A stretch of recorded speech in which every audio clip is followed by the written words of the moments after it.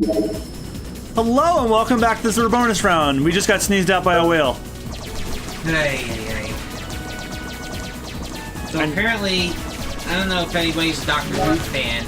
I'm not. But apparently they just made the announcement that the next Doctor is going to be a female. Awesome! That's great! And guess what? What? It's getting negative adverse comments by all the fans and everybody else because, Doctor Who has always been a man. Guess what? Times are changing. It's time to go in a different direction. You know, you're not embracing positive social change. So you know what? Just stop where you are. Just stop. Oh okay? Shit, we got that like right away. But my opinion is Doctor Who was always lame. I don't care. Doctor Who's is a cool show. I mean, I enjoyed it for a long time, since maybe the 10th Doctor. Oh. So. Disembark.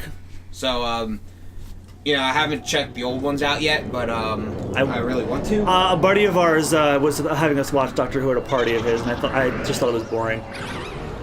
Like we were like the bad effects like made us. I was enjoying how shitty the effects were, but then when it came back, I'm like, oh, people are, like watching this ironically because it's not good, and people are like, no, it's actually good. I'm like, no fucking way. Are we talking about the same show?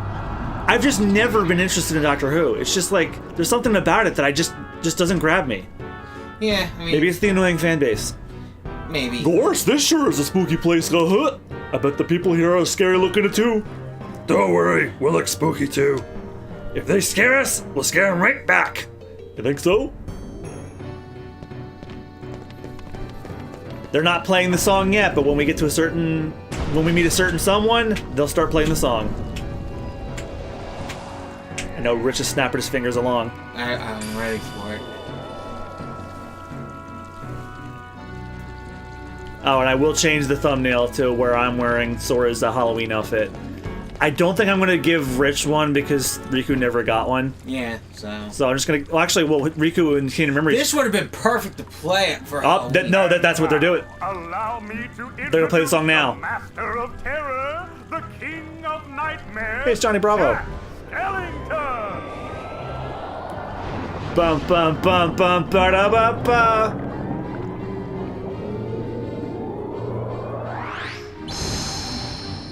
Bravo, Jack! Bravo! Those ghosts will be a big hit at this year's Halloween.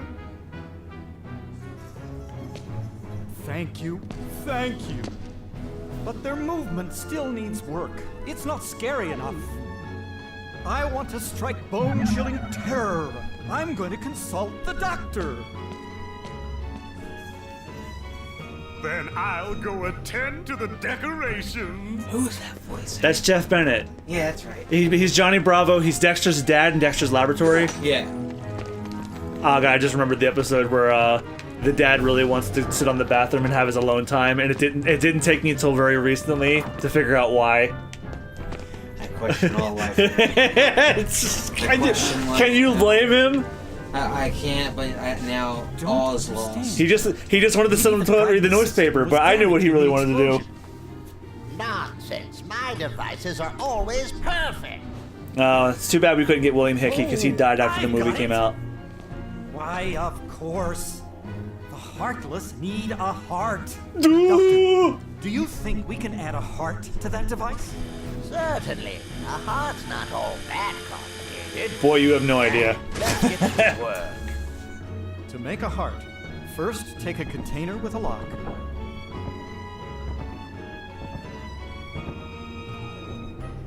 We need the key to this thing first.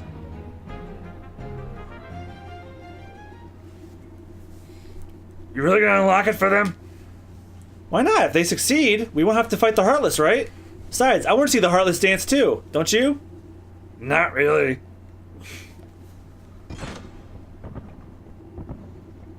My, that was amazing. And you are... Sora. Well done, Sora. I'd like you to be a part of this year's Halloween. What's this Heartless doing here? Oh, I'm operating on Heartless them. came to town just recently. What's frustrating is I can't get them to dance with me. I mean, they're kind of evil creatures that do what the fuck they doctor want, and I are so... trying to improve the guidance system. He's quite a genius. Okay, Doctor, let's continue. The ingredients for a heart. Pulse. Emotion. Terror? Spider? Fear. Hope and despair.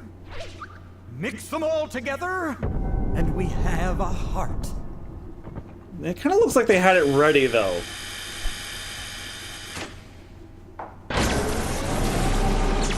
A little bit of lightning, fuckers!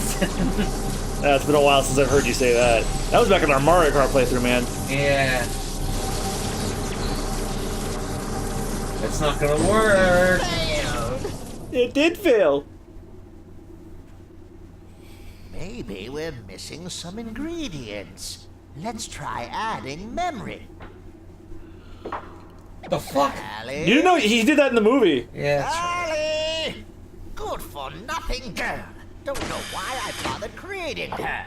Ah, Sally's got the memory we need. See if you can track her down.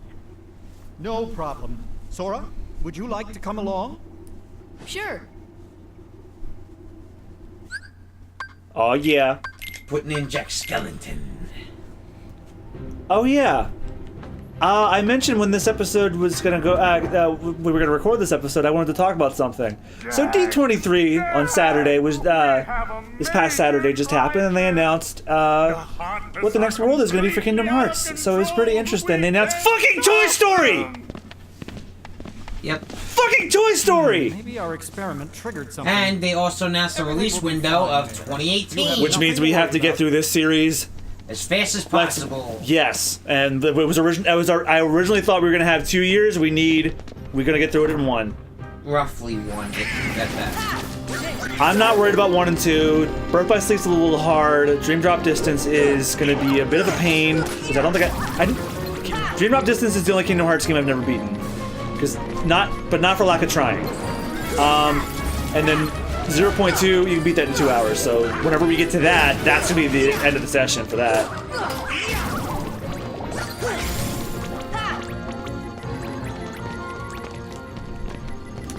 Okay, so yeah, so I know I just fucking lost my mind there, but Toy Story, ever since Kingdom Hearts was ever a thing I ever learned about, was my #1 most wanted world in the Kingdom Hearts franchise, and I'm finally getting it. Because for a while, it's been mainline Disney, some live action, and even like the one Touchstone film, as we were watching right now. Even though Touchstone is just like a name that Disney made up to take their branding off of films they thought might be too intense for children. It's still Disney, though. I didn't know that at the time. But yeah, now we got our first Pixar world in Kingdom Hearts. Which is Pixar's one. No, they're still making movies. It's just they haven't made any very good ones since Inside Out. That's my hot take. Good dinosaur was shit. What about the Croods? What? That was DreamWorks. Oh shit, that's right. Don't be that guy, man. No, I'm not being that guy. I'm just saying it. Sometimes it's easy to confuse them because I thought it was Disney, but at the same time it was. But then it was like, okay, that was DreamWorks. Just because I thought it's a family film. But then I remember some of the intense scenes in that, and I'm like, okay, that's not. So. Oh, you know what? I'll give you a pass. I know why you thought that. Chris Sanders, the director of Lilo and Stitch, directed that movie. Right. And he designed the character. Okay, I'll give you a pass there. That was a Chris Sanders movie. Yeah, but Chris Sanders used to work for Disney for a long time. He directed Lilo and Stitch. Like, the Lilo and Stitch art style, that's his art style, like, period. Exactly, that's what I'm saying. Like, okay, I'll give you a pass, I'm sorry. He also directed... Plus, I didn't really see it unless the only one time I saw it, which was when it came out, that was it. I didn't see it a lot of times, whereas I normally watch a lot of more Disney movies. Like, I've watched Moana 3 times already. So I know... Moana is a good. It's good. And, like, even though I know, like, How to Train Your Dragon is DreamWorks, and, like, Rise of the Guardians is DreamWorks, and, and stuff like that. Yeah. And, like, Big Hero 6 is Disney, and, Frozen's Disney. So I'm pretty familiar with that. It's just, it seemed to me at the time, it was kind of a little bit of a, sometimes it's always a, confusing thing, but at the same time, it's like, okay, I remember that it was this or that. So, Nothing could beat what I've got. yeah, I just planned. remember a lot of iconic Once titles, we give the Heartless you a know, heart, they'll depending on dance just which as I brand it envisioned. is. Okay, well, it's just understand that coming from an animator's perspective, a lot of my colleagues and I, like it gets under our skin when people I know you're not doing it intentionally, but there are people who claim that anything that's 3D animated is Disney or Pixar or whatever. They don't even bother to check the. No, because here's the thing. I've watched a lot of animated movies from the time I took my first steps. So it's very easy to point out which ones are which, because you can tell how the stories are. And like you said, Disney is always more family oriented. So their animated movies are more family oriented, where like there's not. Oh no, not these fuckers! There's not a lot of intensity like you'd see in a DreamWorks movie where it's more intense. You know what I mean? Mm-hmm. So that's what I'm getting at. Kid, a heart. What should we do? These fucking Gosh, guys. you really are stupid. Isn't it obvious? That's Cat Susie, isn't it? Yes, Cat Susie is Sally in this, and she's also that. We're gonna go steal the heart, Philip. No, we're not, Lillian. Oh, Rugrats! I missed that show to I death. missed that show. Rugrats was my jam when I was little. Oh, absolutely. Same here. Oh my god, I missed that show. Well, it ended before it got stale, I think. Yeah. We need. It's a shame that Christine Cavanaugh died. Oh yeah, because She had cancer, I think. no, she kind of disappeared off the face of the earth. I know she was the original she was the original Chucky, and she was the original Dexter. God, who else did you play? That word's for Hey, you can't say that on this channel, Oogie. Get my hands on that. Well, I've got no hands, but I'm still gonna nab that heart and control the heartlet. I'm so glad they got Ken Page back for that. The only actors they got back from Nightmare Before Christmas are Jax and Okies. Because everybody else is like... Because, okay, they got the guy who played the mayor in the second game, and then he unfortunately passed away. They got that actor's name is Glenn Shaddix. But they got Jess Harnell, Jeff Bennett to be the mayor in this, and Jess Harnell is actually the Dr. Finkelstein voice when he was originally played by William Hickey. So I don't know if you know who William Hickey is, but you've seen Christmas Vacation, right? Yes. The Blessing. Nice. That's William Hickey. He didn't move to a new house. That's William Hickey. He was Dr. Finkelstein in Nightmare Before Christmas, and I didn't know that for a very long time. Is your house on fire, Clark? All right, I better get off the Christmas shit because I want to save that shit for when we do Christmas episodes.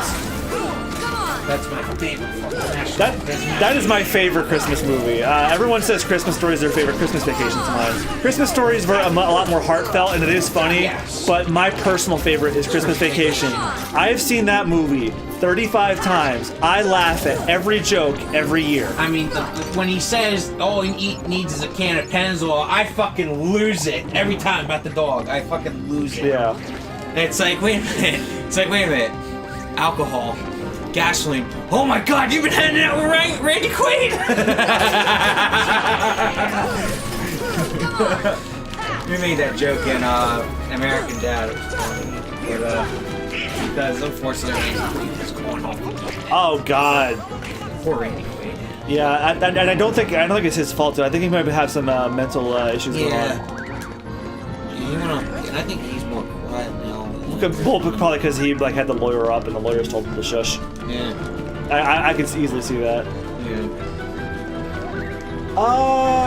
I guess that's a good stopping point for this episode. So next time on the Super Bonus Round, we're gonna go find the surprise element for the heart. So thank you guys so much for watching. We'll see you guys next time. Goodbye. See ya.